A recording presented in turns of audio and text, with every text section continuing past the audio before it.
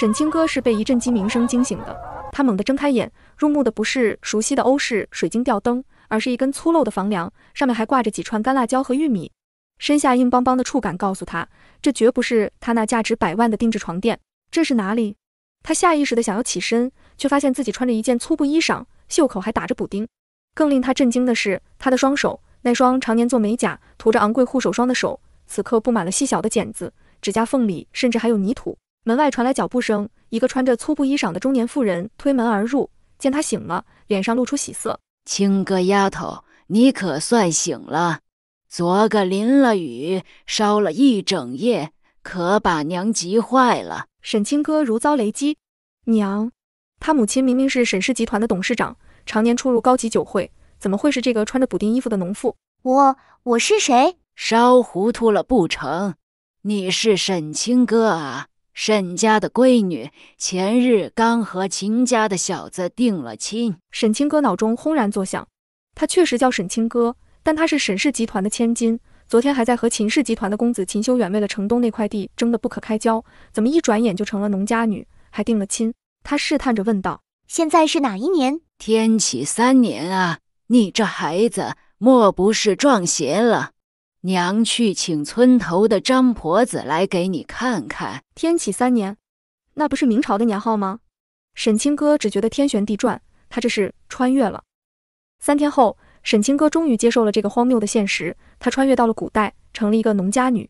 更糟的是，这个身体的原主居然和村里的秦家定了亲。听说秦家那小子前日上山砍柴，摔了一跤，醒来后也是满口胡话，说什么股价董事会的，你们小两口倒是默契，都撞了邪。股价董事会，这分明是现代商业用语，难道？他丢下针线就往门外跑，不顾沈母在身后的呼喊。秦家离得不远，他一路小跑，心跳如鼓。如果他的猜测没错，秦家院子里，一个身材挺拔的青年正对着水缸发呆。虽然穿着粗布，但那轮廓分明的侧脸，沈清歌一眼就认出来了。秦修远，秦氏集团的太子爷，他在商场上最大的对手。秦修远，沈清歌，你怎么也？果然是你，你对我做了什么？为什么我们会在这里？我还想问你呢，昨天我们明明在谈判桌上，为了城东那块地争得面红耳赤，怎么一转眼就到了这个鬼地方？两人怒目而视，剑拔弩张的气氛一如在现代时那样。修远是谁呀？原来是沈家丫头来了，正好，村长说要见你们小两口，商量下个月成亲的事。什么成亲？村长家的堂屋里，沈清歌和秦修远被迫坐在一起，听着村长絮絮叨叨地讲着婚礼的筹备。聘礼已经准备好了，沈家那边也置办了嫁妆，就等着下个月初8的好日子。你们小两口有什么想法？我反对这门亲事。我也反对。这丫头前几日还羞答答的绣嫁衣，怎么今日？娘，我听说秦修远摔坏了脑袋，现在连自己是谁都不记得了，怎么能成亲？沈姑娘不也是烧糊涂了，连自己爹娘都不认得？眼看两人又要吵起来，村长重重地咳嗽一声：胡闹！婚姻大事，父母之命，媒妁之言，岂容你们儿戏？我看他们是病糊涂了，不如先让他们相处几日，熟悉熟悉。就这样，沈清歌和秦修远被半强迫地开始了婚前相处。听着，我们得想办法回去，在那之前必须假装配合，但不能真的成亲。正合我意。不过在此之前，我们得先解决生存问题。你懂怎么生火做饭吗？沈清歌语塞。作为沈氏千金，他连厨房都没进过几次。看来我们得合作了。我观察了几天，这里应该是明朝天启年间，距离我们的时代400多年，短时间内恐怕回不去。沈清歌咬唇，他不得不承认秦修远说的对，在这个陌生的时空，他们只有彼此是同类。暂时休战。休战？不过城东那块地……都什么时候了，还想着那块地？接下来的日子，沈清歌和秦修远被迫学习古代农家的生活技能。沈清歌跟着村里的妇女学织布，秦修远跟着男人们下地干活。这织机太落后了。在现代，他参观过沈氏集团投资的纺织厂，那些自动化设备1小时能织出这里1个月都织不完的布。丫头，专心点。李婶笑道：你这手法织出来的布，怕是连抹布都不如。李婶儿，如果把这根线这样穿，是不是能织出不同的花纹？这倒是个新奇的法子。虽然他不懂古代技术，但现代的基本纺织原理还是知道的。如果能改良这只鸡。另一边，秦修远在地里挥汗如雨。作为秦氏继承人，他从小就被培养学习商业管理，何曾干过农活？但聪明的他很快发现了问题。老伯，为什么这块地的产量这么低？哎，这地薄啊，种了这么多年，越来越不出粮食了。捏起一撮土仔细观察，在现代，他参观过秦氏投资的农业基地，知道一些基本的土壤改良方法。如果轮作不同的作物，或者施些特定的肥料，或许能改善。小秦啊，你说啥？没什么。老伯，村里有人种药材吗？1个月后，沈清哥改良的织布方法已经在村里小有名气。他织出的布匹花纹新颖，质地细密，连镇上的布庄老板都慕名而来。沈姑娘，你这布织的确实好。布庄的王老板摸着布料，啧啧称奇，比寻常布匹贵3成，我全要了。沈清哥心中暗喜，这1个月来，他白天织布，晚上偷偷画改良织机的图纸，终于有了回报。王老板，如果我能提供更多这样的布匹，你能包销吗？当然，有多少要多少。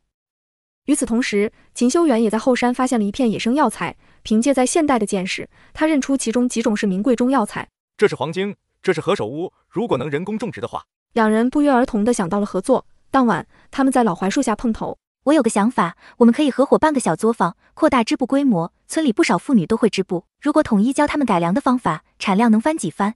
我正想说这个，我发现后山有大量野生药材，如果能移植培育，利润比种粮食高得多。两人对视一眼，都从对方眼中看到了熟悉的火花，那是商机出现时的兴奋。看来我们想到一块去了，不过启动资金怎么办？聘礼和嫁妆啊，反正我们又不真成亲，不如拿来投资。沈大小姐果然精明，不过在这个时代，没有婚姻关系，我们很难名正言顺的合作。沈清哥的笑容僵住了，他说的对，明朝礼教森严，未婚男女频繁往来会惹人非议。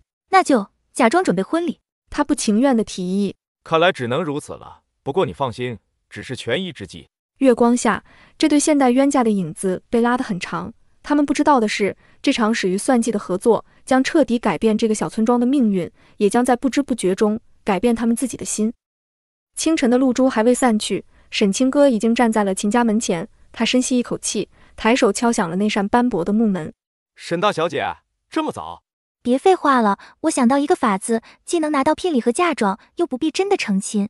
秦修远侧身让他进门，顺手递过一块粗布。擦擦脸吧，露水都沾到睫毛上了。这个不经意的动作让沈清哥一怔。在现代，秦修远何曾对他有过这般体贴？他接过布巾，指尖不小心触到他的手掌，两人都像被烫到，迅速分开。什么法子？看，我画了个分期付款的方案，我们可以说服两家大人，把聘礼和嫁妆分成3批，第一批用于置办织机，第二批……有点意思啊。不过明朝人讲究一诺千金，恐怕不会接受这种分期的概念，所以需要包装。我们可以说这是3书6礼的变通，第一批是耐采之礼，第二批是问名之礼。沈大小姐对古代婚礼研究的挺透彻的嘛。昨晚翻了一页礼记。你那边的药材怎么样了？我找到了几种价值高的药材，但人工种植需要时间。这是黄精，这是天麻，市价是粮食的10倍以上。沈清哥凑近观察，发丝垂落，带着淡淡的皂角香气。秦修远不自觉地屏住了呼吸。这些东西真的能种出来？理论上可以，我在现代参观过中药材种植基地，记得一些基本方法，不过需要试验。两人对视一眼，同时说道：那就这么定了。说服两家父母比想象中顺利。分期交付聘礼。秦父摸着胡子，若有所思。倒是个稳妥的法子。近来年景不好，一次性拿出那么多钱粮，确实吃力。沈父也点头赞同。孩子们有心了，这样记全了礼数，又不至于让两家为难。沈清哥暗中松了口气，他偷偷瞥了眼秦修远，后者正一脸诚恳地向长辈们解释细节，那副温良恭俭的模样与商场上的锐利判若两人。第一批银钱，我和青哥想用来置办些家业，青哥善织布，我想学种药材，都是能贴补家用的营生。好，非常好。村长拍掌大笑。还没过门就想着立业，这才是过日子的人。离开秦家，沈清哥终于忍不住笑出声。秦少爷演得真像，我都快信你是真心想和我过日子了。彼此。沈大小姐那声修远哥哥叫的可真甜。沈清哥顿时涨红了脸。那都是权宜之计。我知道，第一批资金明天就能到位，我们得抓紧时间，先去镇上看看织机的价格。青石镇的市集比沈清歌想象中热闹，街道两旁摆满了各色摊位，叫卖声此起彼伏。他好奇地东张西望，险些撞上一个飘弹的货郎。小心，跟紧我，别走散了。在这个陌生的时空，秦修远的存在竟让他感到一丝安心，这个认知让他心绪复杂。织机铺子里，老板见他们衣着普通，起初爱搭不理，直到秦修远掏出一锭银子。我们要10台织机，但需要改良，这里还有这里，需要按我的设计改动。老板接过图纸，眼睛越瞪越大。这构造前所未见，姑娘从哪学来的？家传手艺，能做吗？能，不过要加钱，而且得等半个月。谈妥价格后，两人又去了药铺。秦修远拿出采集的药材样品，老掌柜戴上老花镜，仔细端详。这黄金品相不错，野生的一般没这么饱满。小根从哪采的？后山上如果人工种植，您收吗？当然，现在好的药材太紧缺了，你有多少我就要多少。离开药铺时，日已西斜。等等，你看那个人，一个衣衫褴褛的少年正被几个大汉围殴。住手！为何打人？关你屁事！这小贼偷我家老爷的银子。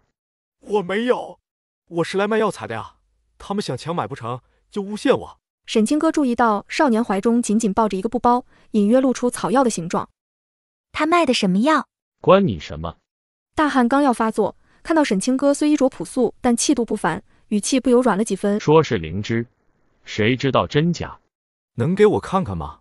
里面赫然是一株紫红色的灵芝，品相极佳。确实是真灵芝，而且年份不小。秦修远低声对沈清歌说，在现代的话，能卖到上万。这位大哥，不如这样，这灵芝我们买了，价钱好商量。您家老爷那边就说没找到小偷，如何？他边说边取出一小块碎银。大汉眼睛一亮，一把抓过银子。算你们识相。说完便带着手下离开了。少年名叫阿吉，是山里猎户的儿子，父亲病重，他冒险去悬崖采灵芝换药钱。秦大哥，沈姐姐，你们的大恩大德我永世难忘。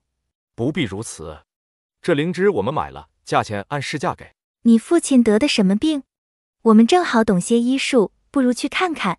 回村的路上，三人同行。没想到秦少爷还有一副热心肠。那孩子让我想起小时候，父亲创业初期，我们也曾被人欺负。秦氏集团的发家史他略有耳闻，但没想到秦修远会主动提起。我父亲常说，商人重利，但不能无义。这句话让沈清歌心头一震。在现代，他们针锋相对时，他从未想过秦修远会有这样的家训。哥哥姐姐，我们到了。阿吉的声音打断了他的思绪。猎户的小屋简陋但整洁，床上躺着一个面色蜡黄的中年男子，咳嗽不止。秦修远上前把脉，动作娴熟的让沈清歌再次惊讶。肺热壅盛，需要清热化痰。有纸笔吗？沈清歌递上随身携带的炭笔和小本子，这是他用烧焦的树枝和粗纸自制的。秦修远挑眉，但还是接过来写下了药方。你会医术？回去的路上，沈清歌忍不住问。我祖父是中医，小时候跟着学过一点。你那改良织机的设计，不像外行人能想出来的。我大学辅修过纺织工程，父亲希望我全面了解公司业务。两人相视一笑，竟有种惺惺相惜的感觉。第一批资金很快派上了用场，10台改良织机陆续到位。沈清歌在村东头租了间空屋作为作坊，取名锦绣坊。沈清歌对着前来应聘的村妇们说，我们按件计，织一匹布5文钱，如果达到标准，另有奖励。5文，镇上才给3文。秦修远在一旁补充，不仅如此，我们还提供免费午饭，逢年过节还有福利。妇女们欢天喜地地开始工作，沈清歌亲自示范改良后的织法，耐心指导每个人。与此同时，秦修远在后山开辟了一片药圃，阿吉成了他的得力助手，带着几个村中少年开垦、播种、施肥。秦大哥，这黄金为啥要种在阴坡？黄金喜阴凉，日照太强会影响药效，而且要用腐殖土，保持湿润但不能积水。1个月后，第一批改良布匹上市，立刻被抢购一空。王老板亲自上门，要求包销全部产品。沈姑娘，你这布匹比苏杭的都不差，这样吧，每匹布我再加2文，咱们签个长期契约如何？沈清歌与秦修远对视一眼，露出胜利的笑容。药铺那边也传来好消息，移植的野生黄金成活率超过70%，天马也长势良好，老掌柜派人来预定，预付了1半定金。晚上，两人在老槐树下算账，烛光下，账本上的数字让两人都忍不住露出笑容。净利15两银子，比预计多了30%。妇女们的效率提高了，次品率只有镇上作坊的1半。不过什么？原材料供应跟不上了，棉纱的价格也涨了，而且质量也不稳定。秦修远沉思片刻，我有个想法，为什么我们不自己种棉花？村西那片荒地，你觉得怎么样？正合我意，而且可以垂直整合，从种植到纺纱到织布一条龙。他突然停住，因为秦修远正用一种奇特的眼神看着他。怎么了？没什么，只是突然想到，如果在现代我们这样合作，城东那块地早就拿下了。是啊，如果他们不是对手，而是伙伴，那该多好。夜风拂过脸颊，槐花纷纷扬扬地落下来，像极了一场温柔的雪。几天后，初夏的阳光炙烤着村西的荒地，沈清歌带着斗笠，站在地头指挥10几个村民开垦这块荒地。这边再挖深一些，排水沟一定要连通到小溪里面去。他指着地形比划着，汗水顺着脸颊滑落，也顾不上擦。阿吉跑了过来，沈姐姐，秦大哥说棉种到了，让你去看看。沈清歌眼睛一亮，提起裙摆就往回跑。自从决定自种棉花，他查阅了大量资料，最终选定了一种适合当地气候的品种。秦修远正在仓库前清点麻袋，见他来了，拍了拍手上的尘土，都是从湖广运来的，费了不少周折。沈清歌捧起一把棉子，仔细观察，纯度还不错，发芽率测试过了吗？按你说的方法，用湿布包着试过了，都在80%以上。快擦擦脸吧，你都成小花猫了。这个自然而然的关心举动让沈清歌心头一暖。他接过毛巾，两人指尖相触，谁都没有立即松开。哼！阿吉在后面尴尬的咳嗽，沈清歌慌忙收回手，假装整理头发。那个，明天就能播种了吧？但有个问题，村里壮劳力大多在药铺和织坊干活，人手不够。正说着，村长急匆匆跑来。清哥啊，不好了，镇上刘财主派人把荒地围了，说是他家的地。什么？荒地边上10几个家丁手持棍棒站成一排，为首的管事趾高气扬。这片荒地历来是我家老爷的，你们擅自开垦，该当何罪？胡说，这地荒了10几年，从来没人认领。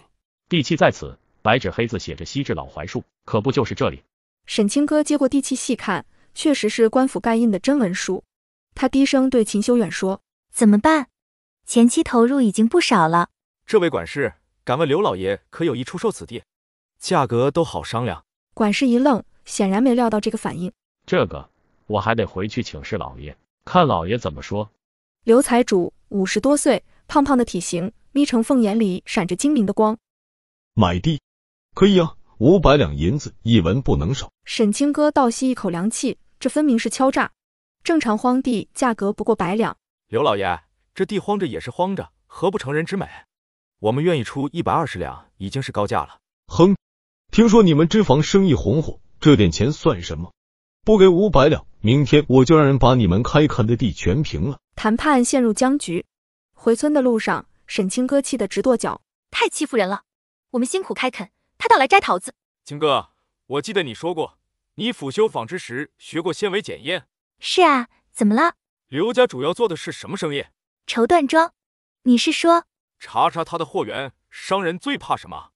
怕竞争对手掌握核心秘密。第二天，两人换上最好的衣服，以参观为名来到刘家绸缎庄。沈清歌装作富家小姐挑选布料，暗中检查品质。这绸子说是苏杭货，其实是本地产的。看这经纬密度，还有染色均匀度，差远了。听闻刘老爷的绸缎远近闻名，今日一见，不过如此啊。客官慎言，我们可是正经苏杭货源。是吗？那为何没有苏杭绸缎特有的水印？而且这丝线质地分明是掺了麻。周围的顾客闻言，纷纷放下手中的布料。当晚，刘财主亲自登门，态度180度大转弯。两位有话好说，何必断人财路了？那块地100两不80两就卖给你们。刘老爷客气了，其实我们还想跟您谈笔生意。3天后，一份崭新的契约摆在锦绣坊的案头上。刘家提供场地和部分资金，我们负责技术改良和经营管理，利润3/7分成。沈清歌念着条款，忍不住摇头。秦修远，你真是个商业鬼才。彼此，你那手掺麻变稠的把戏，把刘财主唬得一愣一愣的。那是有科学依据的，现代纺织技术可不是白学的。阿吉好奇地问：什么是现代？两人同时一怔，秦修远轻咳一声：就是最新的意思。对了，药铺那边怎么样？第一批黄金可以收货了，老掌柜说市面缺货，愿意加价2成。事业蒸蒸日上，两人的关系也在不知不觉中变化。现在他们几乎形影不离，村民们早已把他们当作一对。这天傍晚，沈清歌在溪边洗手，听到身后有脚步声。给你。秦修远递来一个油纸包。王记的桂花糕，听说你喜欢。你怎么知道？阿吉说的，他说你上次去镇上盯着看了好久，最后没舍得买。沈清歌心头一热，在现代，追求他的人送过无数名贵礼物，却从没有人注意过他真正喜欢什么。谢谢。其实我小时候最爱吃这个，后来父亲说不够体面，就不让吃了。我母亲生前也喜欢，每次父亲出差回来都会带一盒。这是秦修远第一次提起家人。沈清歌侧头看他，夕阳为他轮廓镀上一层金边，眼神中的柔软是他从未见过的。修远，他轻唤他的名字，却不知接下来要说什么。秦哥，秦大哥，不好了，脂肪出事了。锦绣坊里一片混乱，几台织机停摆，职工们围在一起议论纷纷。沈清歌检查故障，发现是新型梭子的设计缺陷导致零件磨损。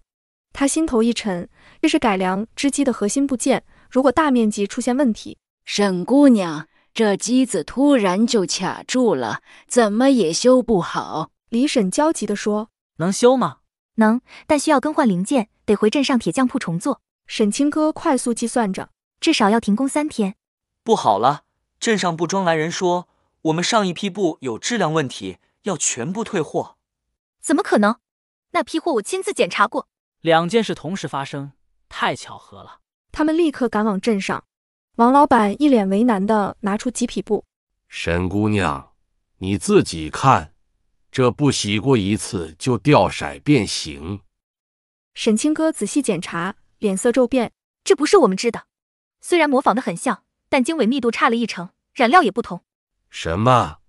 可送货人说就是锦绣坊的货啊。送货人长什么样？生面孔，说是你们新雇的伙计。回村的路上，两人沉默不语。事情很明显，有人假冒他们的产品，还故意破坏织机。会是谁？刘财主，我们刚跟他达成合作。太明显了，不像，我怀疑是同乡。第二天，更多的坏消息接踵而至。药铺被人夜间破坏，半数黄金被连根拔起，镇上开始流传锦绣坊以次充好的谣言，甚至有顾客上门要求赔偿。沈清歌一夜未眠，眼下一片青黑。秦修远端着早饭进来，看到他还在埋头画新的设计图。吃点东西，我有个想法。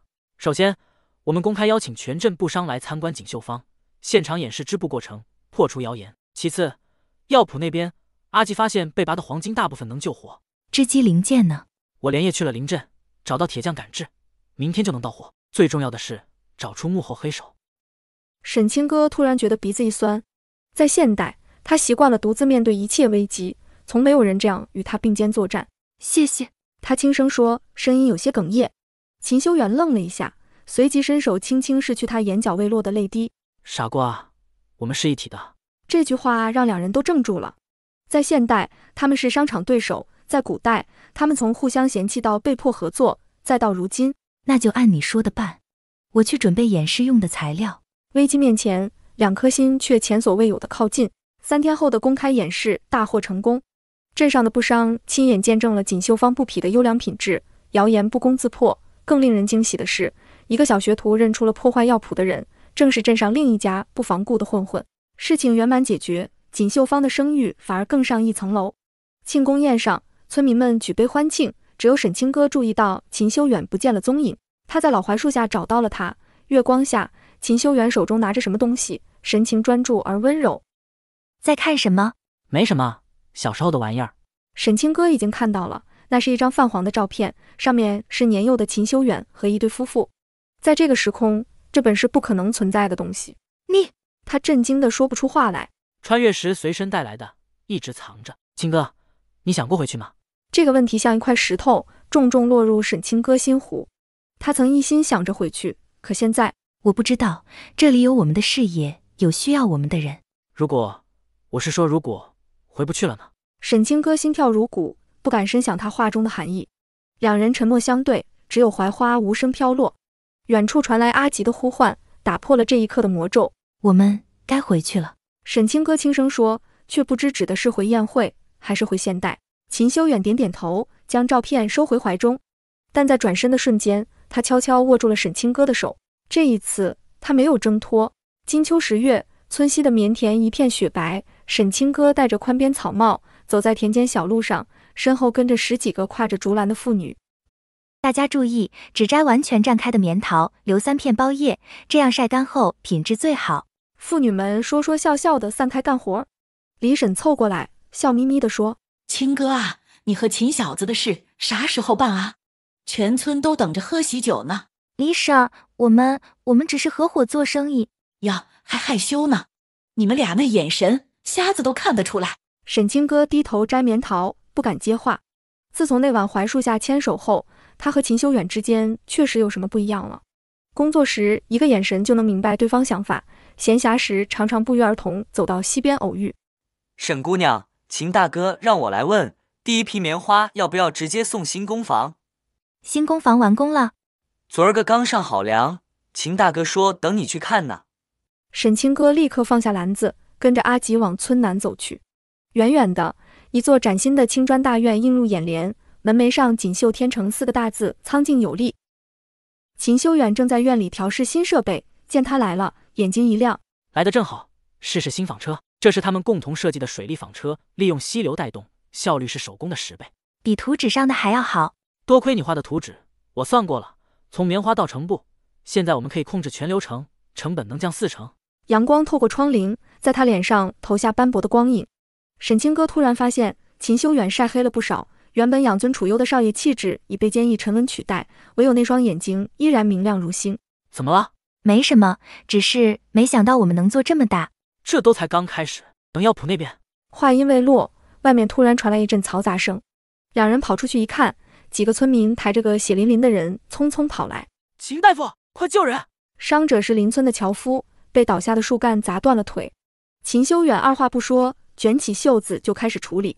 清哥，煮水消毒。阿吉，去我房里拿药箱。胫骨骨折，需要立即复位。沈清歌迅速生火煮水，同时撕开干净布条备用。他看着秦修远专注的侧脸，心中泛起涟漪。这几个月来，他不知何时成了村民口中的秦大夫，免费为周边百姓看病疗伤。忍着点。随即干脆利落地完成了复位。樵夫痛呼一声，几乎晕厥。沈清歌地上浸过药水的布条。固定成这样吗？对，再用夹板固定，3个月内不能负重。处理完毕，樵夫的家人千恩万谢，硬塞来1篮鸡蛋。秦修远推辞不过，只象征性地拿了2个。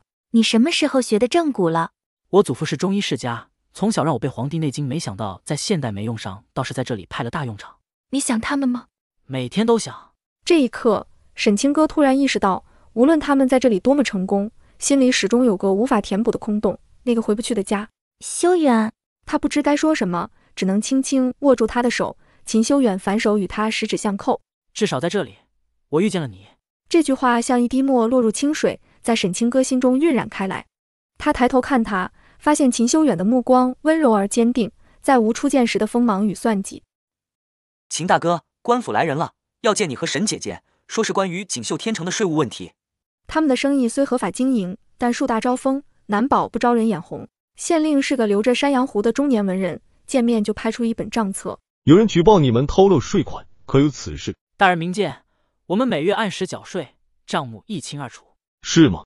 那这100匹上等绸缎的税银在哪？他们从未生产过绸缎，只有棉布。大人，锦绣天成只做棉布，何来绸缎之说？这上面明明写着。正僵持间，一个师爷模样的人匆匆进来，在县令耳边低语几句。县令脸色大变，立刻换了一副笑脸。哎呀，原来是误会，本官被小人蒙蔽了，二位请回，改日本官定当登门赔罪。这突如其来的转变让两人摸不着头脑，直到走出县衙，看到门口停着的豪华马车，才恍然大悟。刘财主，两位受惊了，我一听说这事就赶紧来了。是周家不装搞的鬼，他们眼红你们生意好。刘老爷消息倒是灵通。嘿嘿，这个实不相瞒，小女婿给了知府大人的工资，所以县里多少给些面子。刘财主为何帮我们？利益使然，锦绣天成越成功，他的分成越多，而且我猜他想攀上我们背后神秘的关系网。神秘的关系网？你还没发现吗？在县令眼里，能让刘财主亲自出面说情的，必定来头不小。现在他们都在猜我们的后台是谁呢？沈清歌忍俊不禁，谁能想到他们的后台其实是400年后的现代知识。秋夜微凉，沈清歌披衣起身，轻手轻脚地来到院子里。自从县衙回来后，他一直心绪不宁。白天忙于工作，尚可分散注意力，夜晚却总是辗转难眠。就知道你还没睡，睡不着，喝一杯。两人并肩坐在石阶上，秦修远倒酒的动作优雅依旧，仿佛还是那个锦衣玉食的秦家少爷。在想什么？在想我们还要在这里多久？你想回去了？我不知道。这里很好，我们有了事业，有了朋友，但那里有家人，有我们熟悉的一切。如果只有你一个人能回去呢？什么意思？我是说，如果有办法让你回去，但我要留下，你会怎么选？这个问题像一把刀，直直刺入沈清歌心脏。他从未想过这种可能。我不知道。那你呢？如果只有你能回去？我不会走，除非你和我一起。这句话像一滴热蜡，落在沈清歌心上，烫出一个永恒的印记。他抬头看他，发现秦修远的目光炽热而坚定。清歌，无论在哪里，现代还是古代，我都想和你在一起。沈清歌的眼眶瞬间湿润，他想起出狱时两人的针锋相对，想起穿越后的互相嫌弃，想起共同创业的点点滴滴。不知不觉中，这个曾经最讨厌的人，已经成了他生命中最重要的人。修远，他刚开口，一滴泪就滑了下来。秦修远伸手拭去他的泪水，然后缓缓靠近，在他唇上落下轻轻一吻，如蝶栖花蕊，转瞬即逝。我不急着要答案，无论你做什么选择，我也喜欢你，不管是现代那个讨厌的秦修远，还是现在这个让我心动的秦修远。秦修远眼中迸发出惊喜的光芒，他再次吻上她的唇，这次不再是浅尝辄止，而是倾注了所有压抑已久的情感。月光静静地笼罩着相拥的两人，仿佛时间在此刻静止。甜蜜的时光总是短暂。第二天清晨，沈清歌还在回味昨晚的告白。沈姐姐，不好了，工房着火了！远处浓烟滚滚，火光冲天，正是他们新建的锦绣天成工房。等他赶到时，火势已被村民控制，但大半个工房已化为灰烬。秦修远站在废墟前，脸上满是烟灰，眼神空洞。修远，你有没有受伤？我没事，幸好是清晨，没人在里面。怎么会突然起火？沈清歌看着满地狼藉，心如刀割。这里凝聚了他们全部的心血啊！不是意外，有人在库房泼了火油。什么？是谁这么狠毒？我大概猜得到，最近谁最恨我们？周家不装。对，但没证据。不过这次我不会轻易放过他们。沈清歌从未见过这样的秦修远，仿佛回到了现代商场上那个杀伐决断的秦氏继承人。他握住他的手，我们一起。正要说话，一个村民气喘吁吁地跑来。秦大夫，村口来了好多官兵，说要抓纵火犯。两人心头一紧，果然远远的就看到一队差役气势汹汹地走来，为首的捕头高喊：奉县令大人之命，捉拿嫌犯秦修远。秦修远涉嫌纵火烧毁自家工房，图谋骗取保险银两，现押入大牢候审。捕头的话如同一道惊雷，震得沈清歌耳膜生疼。他眼睁睁看着差役给秦修远套上枷锁，喉咙像被什么堵住，发不出声音。秦修远却出奇的冷静，只在被推搡着经过他身边时，极快的低语：找刘财主，查周家与县令的关系，别轻举妄动。沈清歌死死咬住下唇，直到尝到血腥味才松开。他不能慌，现在只有他能救他了。沈姑娘，先回去。沈清歌强迫自己转身，脊背挺得笔直，直到走出众人视线，才瘫坐在路边的石头上，双手不受控制的发抖。在现代，他处理过无数商业危机，但从没遇到过爱人被诬陷入狱的情况。古代司法的黑暗他有所耳闻，若县令真与周家勾结，沈姐姐，我们现在怎么办？兵分两路，你去打听周家最近有什么动静，我去找刘财主。刘财主听完事情经过，这是棘手啊！周家确实与县令有些勾当。什么勾当？周家每月给县令孝敬50两银子，换取官府对布行的关照。你们锦绣天成抢了周家70%生意，他们早就怀恨在心，所以他们就栽赃陷害。不止如此，我听说周家还许诺，只要除掉你们，就给县令一成干果。原来如此。沈清歌脑中飞速运转，既然对方要的是利益，那就用利益解决。刘老爷，若我们愿意让出一部分股份给县令，这倒是个法子。不过现在秦小哥已经入狱，恐怕县令不会轻易放人。那就让他不得不放。大人，知府大人派人来了。知府大人听闻贵县出了桩蹊跷纵火案，特命在下前来了解。区小案，何劳知府大人挂怀？小案，锦绣天成可是给知府公子打婚，预备了白皮上等绸缎，如今付之一炬，知府大人震怒。县令腿一软，差点跪下。他哪知道秦修远还有这层关系？下官一定严查。查什么？证据呢？证人呢？无缘无故抓人，莫非有人指使？绝无此事，下官这就放人。沈清歌正在大牢外焦急等待。刘财主这招狐假虎威实在冒险，若被识破，牢门吱呀一声打开，秦修远缓步走出，阳光照在他憔悴的脸上，却掩不住眼中的锐利。看到沈清歌，他嘴角微微上扬。沈清歌再也忍不住，冲上去紧紧抱住他，闻到他身上混着血味的汗臭，眼泪夺眶而出。他们打你了？皮肉伤，不碍事。知府大人的特使是你安排的？是刘财主找的戏班名角，演得可像了。聪明，不过这只是缓兵之计，县令很快会反应过来，所以我们得抓紧时间。我已经让阿吉去搜集证据了。阿吉不负众望，从周家一个醉酒的马夫口中套出了重要情报。纵火那晚，周家管事确实带人去了公房，还用了特制的火油。这种火油只有军营才有，周家怎么弄到的？查查县令的履历。果然，县令早年曾在军中任职粮草官，与军需处关系密切。所有线索都连上了，周家从县令处得到军用火油，纵火后县令借机抓人。但光有人证不够，我们需要物证。火油罐。那晚他们匆忙行事，很可能把容器丢在附近。两人立刻带人去公房周围搜寻，果然在小溪下游发现了一个半埋在泥里的铁罐，上面还残留着刺鼻的火油味，罐底赫然刻着天启元年军造字样。铁证如山，现在该我们反击了。他们没去找县令，而是直接带着证据去了临县。临县县令与本地县令素有嫌隙，见到如此把柄，立刻上报知府。3天后，知府亲自带人突袭检查周家仓库，不仅发现了更多军用火油，还搜出了周家与县令往来的账本。铁证面前，县令和周老爷面如死灰，当场被摘了乌纱帽。消息传来时，村民们欢呼雀跃，两人却相视一笑，眼中只有彼此。我们赢了，是我们一起赢的。2个月后，崭新的锦绣天成比原来更加宏伟，青砖黛瓦的3进大院，门前车马络绎不绝。开业这天，刘财主带着厚礼前来祝贺，态度比以往更加恭敬。两位真是贵人啊，连知府大人都亲自提点。沈清歌笑而不语。自从上次事件后，他和秦修远在方圆百里名声大噪，生意越发红火。更可喜的是，药铺的第一批药材喜获丰收，老掌柜亲自来收购，价格比预期高出3成。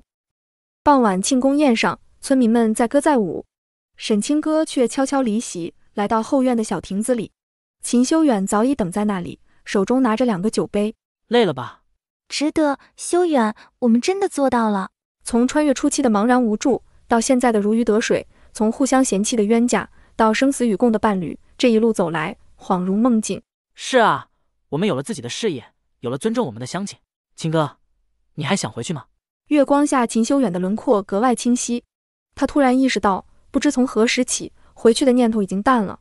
这里有他的事业，有他的爱情，有需要他的人们。如果有机会回去，你会走吗？我的答案和那晚一样，除非你一起，否则我不会走。沈清歌心头一热，正想回应，突然一阵急促的脚步声传来。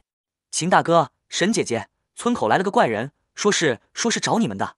村口的老槐树下站着一个衣衫褴褛的老者，须发皆白，却目光炯炯。两位小友，别来无恙啊！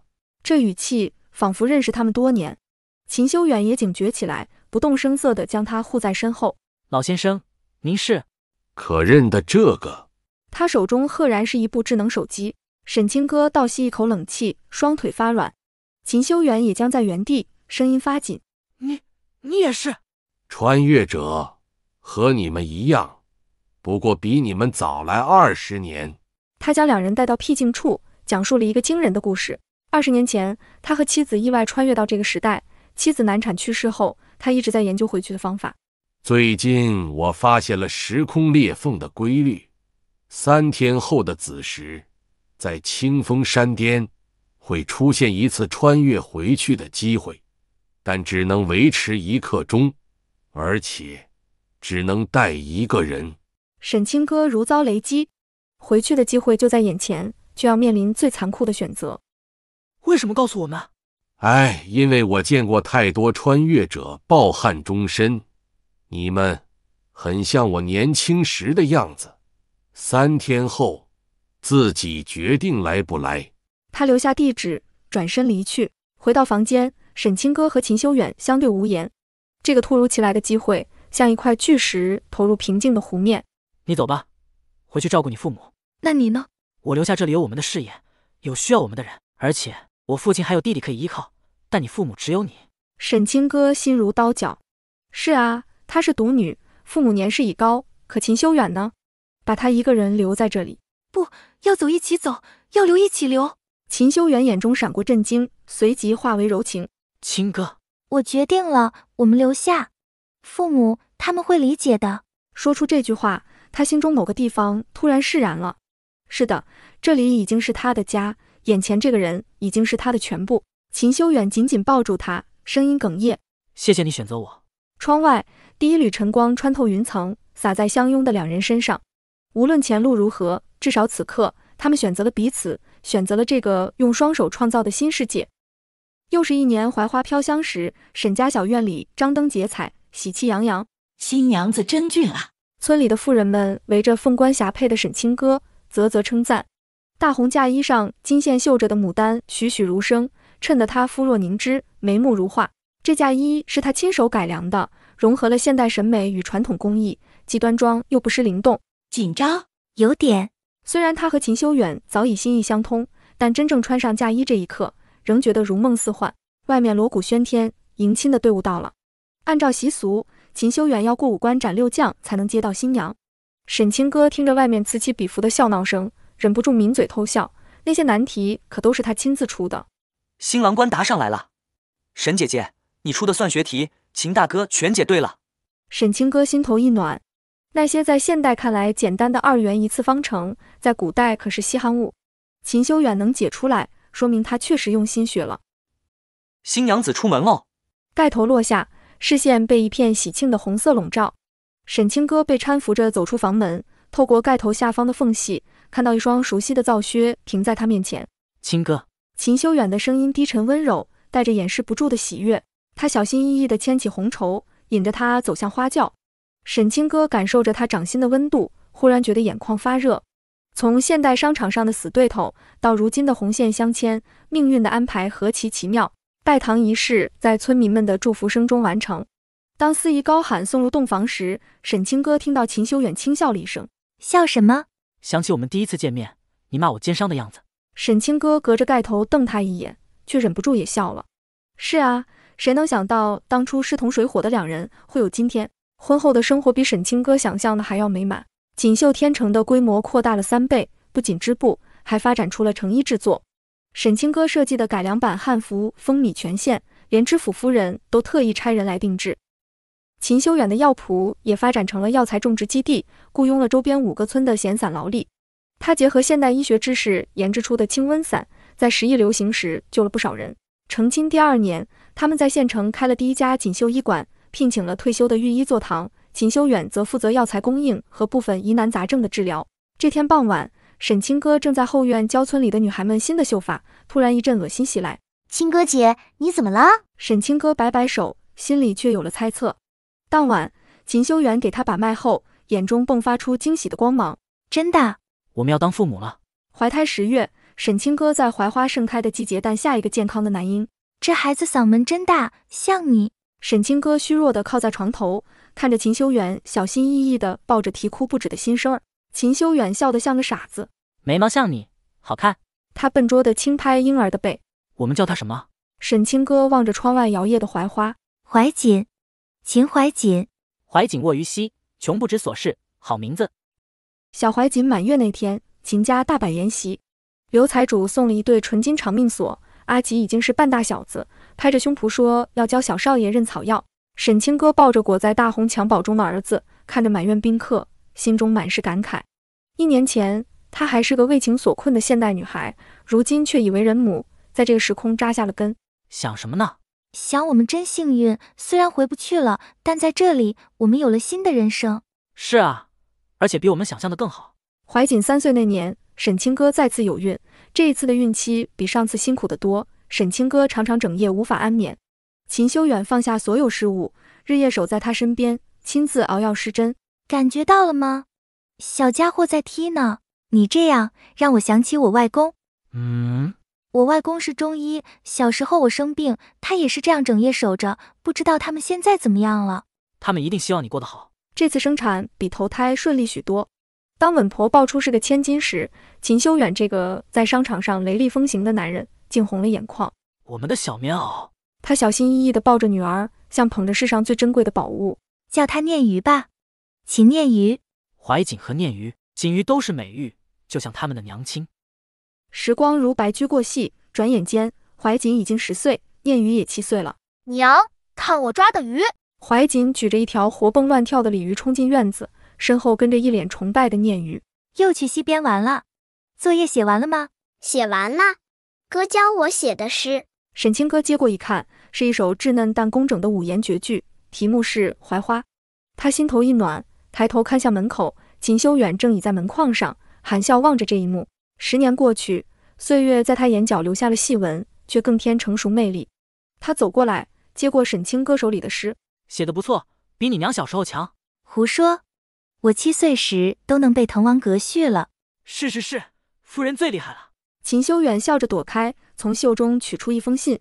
阿吉从省城捎来的，说我们的锦绣成衣被巡抚大人看中，要作为贡品进京呢。太好了，这样一来，我们的生意就能……他的话被一阵欢快的笑声打断。院子里，怀瑾正举着妹妹转圈，2个孩子笑成一团。阳光透过槐树枝叶，在他们身上洒下斑驳的光影。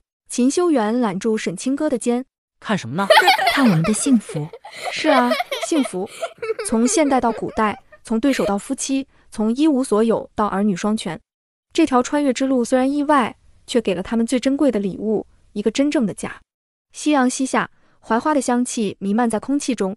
沈清歌想，如果真有平行时空，那里的自己一定会羡慕现在的她，有挚爱的丈夫，有可爱的孩子，有蒸蒸日上的事业，还有满院槐花见证的平凡却珍贵的每一天。